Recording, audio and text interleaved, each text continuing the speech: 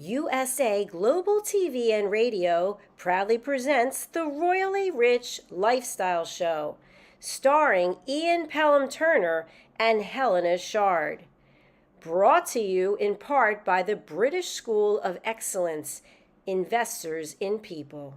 This program is brought to you in part by the British School of Excellence and founder, Mr. Philip Sykes, building confidence, changing lives. Do you share our view that etiquette is a set of modern life skills that are essential for personal and professional success? Join us as an etiquette coach and change people's lives through the power of etiquette and manners. The last few days have been really amazing. I had a trainer course from the British School of Etiquette. And I must say it's been one of the best decisions I've ever made and one of the best investments I've made in my own training and development. Now, words alone will not describe the transformation and the positive path that I have traveled with the British School of Etiquette. I find I learned a lot from the lessons this time I came. The last few days with the British School of Etiquette have been fantastic. And what I've learned now is really beyond my expectations. This is the most rewarding experience and the best investment I have made this year. It was just great. I learned so much, and when I go back to Belgium I will incorporate a lot of it into my day-to-day life and business. It's been absolutely wonderful for the whole week that we were here. I feel transformed, and I feel like blowing a trumpet and tell people, come and do this school, this class is the best, this is the best school ever. You should take it. It will change your life immediately. I am now able to teach other people how to bring the best of them. Thank you. Thank you, BSc. Thank you. Thank you so much. Thank you. Thank you to our clients for their testimonials on the Train the Trainer program. Our exponential and global growth is so significant that we have evolved from the British School of Etiquette to the British School of Excellence, where we're investors in people. Let us invest in you and your career. Contact us to become an etiquette coach. Go to thebritishschoolofexcellence.com. Start your career and elevate your success today.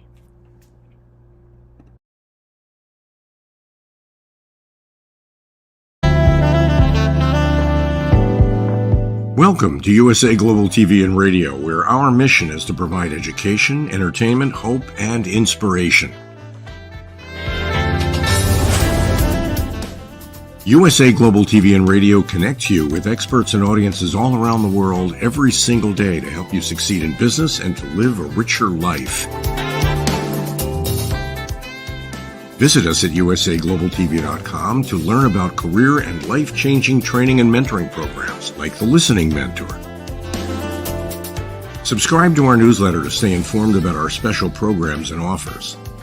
Discover how you can become a guest on one of our shows or a host or producer of a USA Global TV and Radio show of your very own. That's USA Global TV and Radio, where the doctor is always in.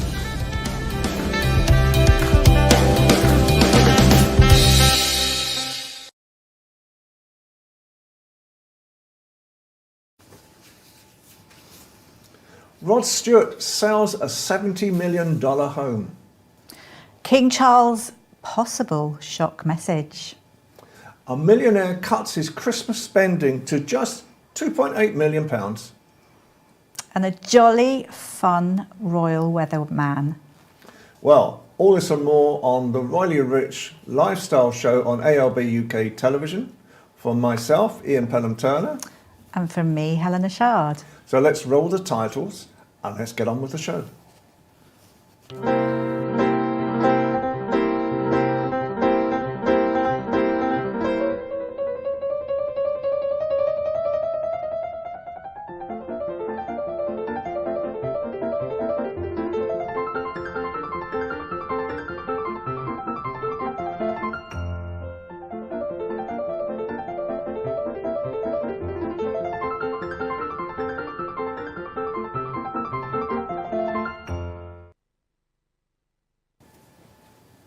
Well, hello everybody, and another great show again with Helen and myself, and we're going to start off with Rod Stewart selling his Los Angeles home for $70 million. Well, how about that? I think, well, good for them. I think they decided they wanted to sell because they've not been living in it. I think right. Since 2016, I think they've been living in Essex. Absolutely right. And the reality is, well, this home has 13 bedrooms, 14 bathrooms, and would you believe it's got its own football pitch as well? And what really amused me more than anything was that Rod Stewart has got to move, and it cost him £85,000 to actually move his 124-foot-long model railway set to his Essex home as well. I love that story. I love it. But they still visit Palm Beach at Christmas. That's their entertaining home. So good for them. They've still got an extra place to go to. Also, Ferrari, the Ferrari owned by Rod Stewart. It could be yours. It's an F50 supercar. I think it's going to go for something like 390,000, but it's 4.7 litre V12 engine. I have to say that doesn't mean too much to me, but it looks pretty impressive. What do you think? Well, are you going to buy it for me for Christmas? Because everyone knows you're very good with giving Christmas presents. Absolutely. I think, Joe, the funny thing about it is 202 miles per hour. That's what it goes up to. That sounds phenomenal. Well, I've sat in a Ferrari once, and at 160 miles an hour, we were driving down the motorway, and you would never know, apart from all the traffic getting out of the way, you'd never know that you were going at that speed. So they're incredible cars. Wowzers. Goodness.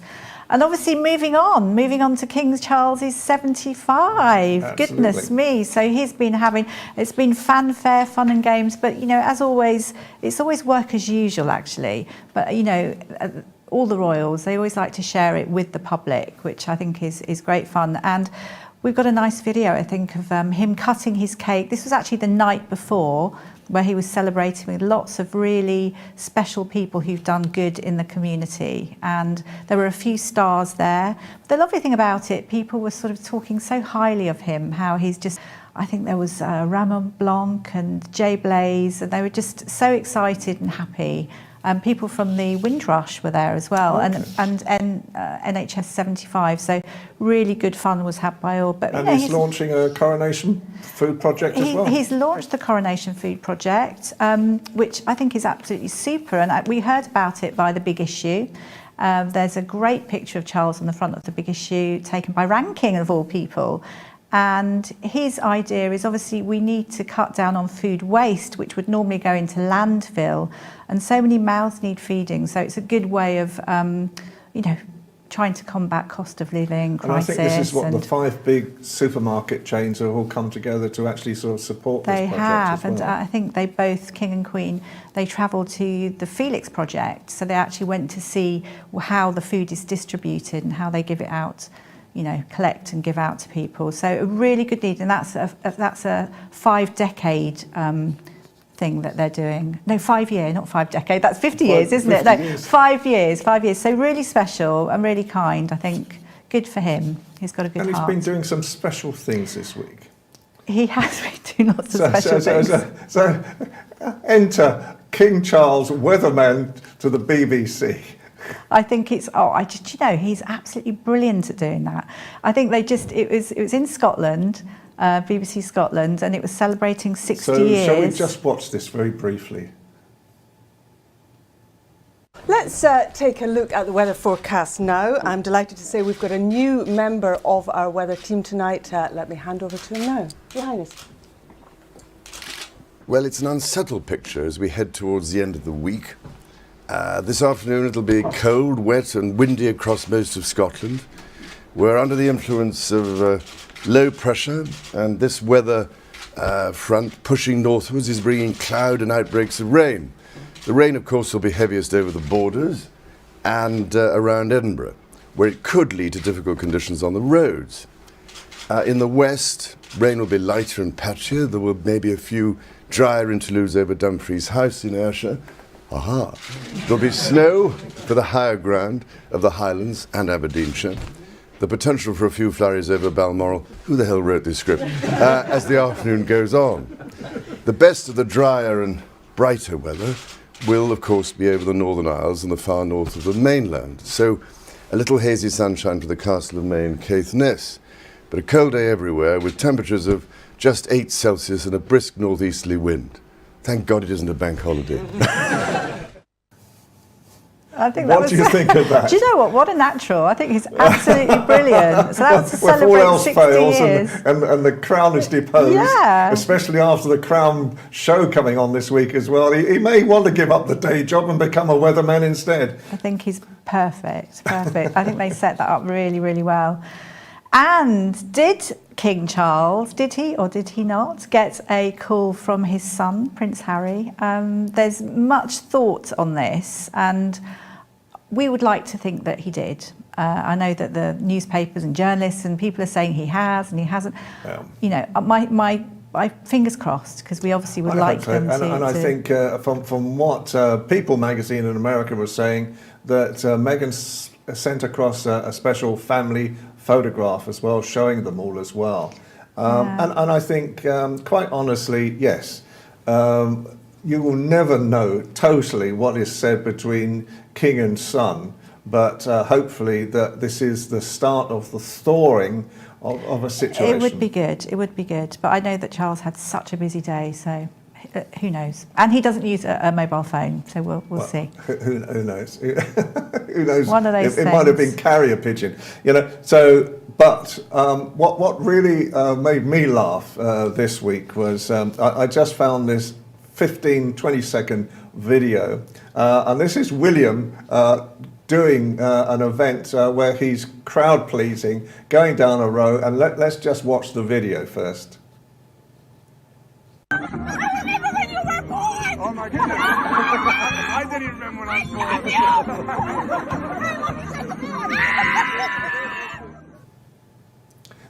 Now, that made me chuckle, purely because, as you know, I worked with William when he was just 3 months old. So I was there when he was born as well. Yeah. But I wasn't screaming from the crowds this week.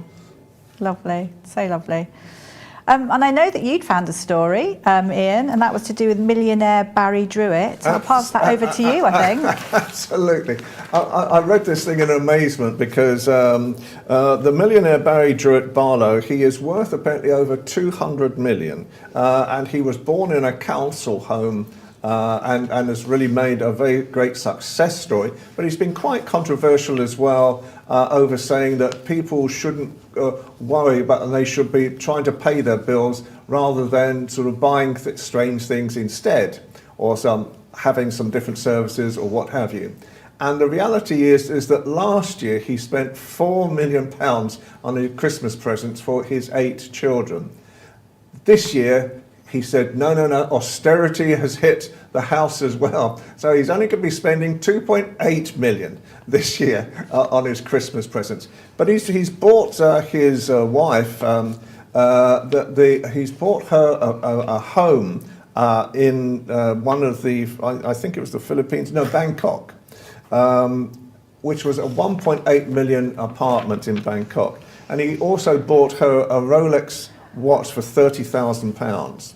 He bought his son Orlando, who's just started a business, and he's very proud of Orlando. He's just bought him a £200,000 Rolex watch. And he's told daughter Saffron, buy whatever you want to buy this year.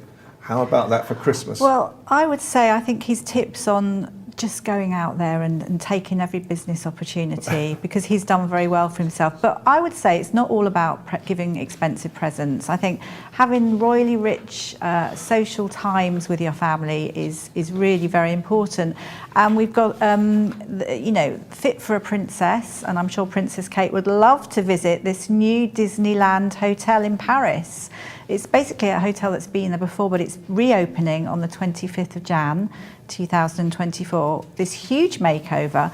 It's got 487 rooms and suites. There's 346 superior, 82 deluxe, 41 castle club rooms, 16 signature suites, 1 princely suite and 1 royal suite. So they're elegant, atmospheric, very comfortable, and there's loads of amenities.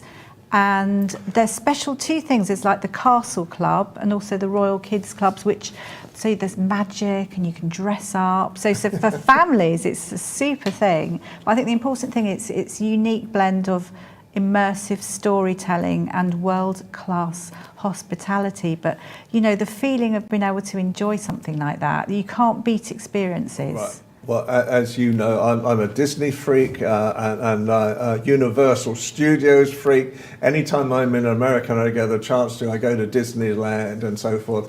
And so I think probably the biggest thing for me is if you go to a mansion like this, no doubt Mickey Mouse is there to introduce you to your suite as well. And I just think it's, you know, at a time when really children could really do with some positive imagery and some enjoyable things to do, and parents as well. This is a great thing to actually visit.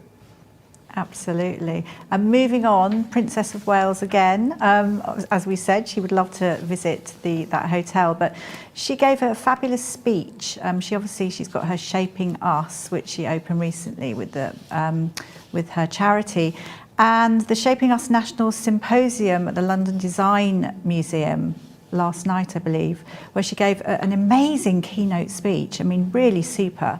And it's all about modelling. Its emotional and social development needs to be prioritised, and it's setting out a new manifesto. And I mean, the main thing is it's, you know, emotional intelligence is just as important as academic intelligence, and it's a preventative thing for everybody. So everyone can live their royally rich life. And I think the good fun thing as well, it's a new thing that schools are adopting, and I know that Louis uses, and it's an emotion wheel. So it teaches children from a young age how to discuss their feelings. Absolutely. Which I think is brilliant. And I think this might be a good chance because our good friend Philip Sykes, he's in South Africa today, Cape Town. And so let's talk to Philip exactly about this subject. Philip, good afternoon. A very good afternoon to both you and Helena. What a joy to see you, Ian.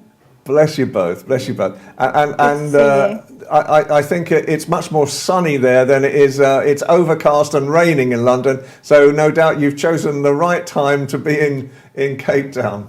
I'm not even going to tell you. It would make you quietly envious and jealous. So can I ask you the first question, Philip, today is, it's King Charles's 75th birthday this week. What do you think about that? You know, would you like to send him your congratulations as well? Oh, definitely. Well, firstly, to make it to 75, what an absolute triumph and a joy, and huge, many happy returns to King Charles, and may you have many more birthdays while sitting on the throne. It really is something incredible, and you are in your early days of taking England forward and the United Kingdom, and you stand for so much, and we just send out huge congratulations and many happy returns.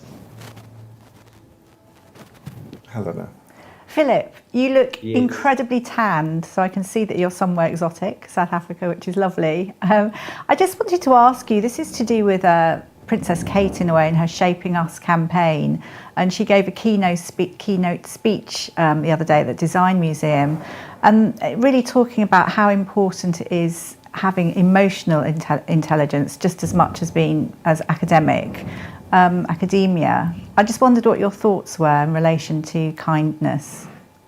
Oh, Helena, what a wonderful question. And yes, I picked up snippets of that. And, you know, really at the end of the day, being kind is such an important aspect of our lives. At our organization, we actually have a coffee mug which stipulates in a world where you can be anything, be kind. And kindness doesn't cost anything. It's very much about, incorporating our emotional intelligence. And I truly believe when you've got strong emotional intelligence, it's near impossible to have bad etiquette and manners. And EQ is way more important than our IQ. It really and truly is.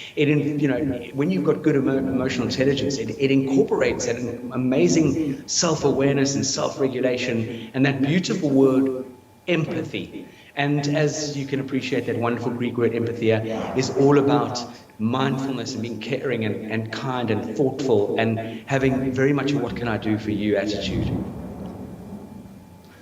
And Philip, finally, the British School of Excellence, How can people get in contact with you and your great institution? Thank you, Ian. The website is www.thebritishschoolofexcellence.com. Our email address is hello@thebritishschoolofexcellence.com. And I love connecting with people personally. I don't hide behind an organizational structure. My WhatsApp is +44 780 885 9914. Love engaging and love hearing people's stories and journeys. And if we can support you in any way, that is what we're here for. Philip, thank you so much for your time this afternoon and enjoy Cape Town. Thank you, and I Philip. look forward to seeing you both very soon. Have a wonderful rest of the week. See you next week, hopefully. Absolutely. Well, that was interesting with Philip Sykes, wasn't it? Always interesting. Always great fun, and I'm really, really annoyed he's in Cape Town today. Incredibly well, and we're here in this rainy old time. But do you know what? So exciting. The Crown Season 6 has dropped today, which is amazing. It's a controversial farewell, so it's a little bit...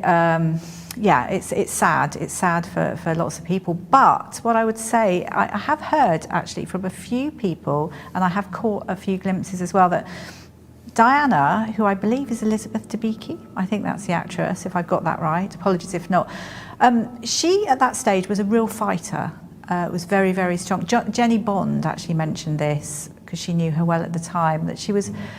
When she used to speak, she looked you in the eye. She knew what she wanted. She was a fighter, especially for her sons. And unfortunately, they've sort of portrayed her as still that, that demure, looking down and not quite looking into people's eyes. But it's perception, isn't it? I worked with Diana a lot, so I know what she was like as well. So it was just purely perception, I think. But I think with these types of things.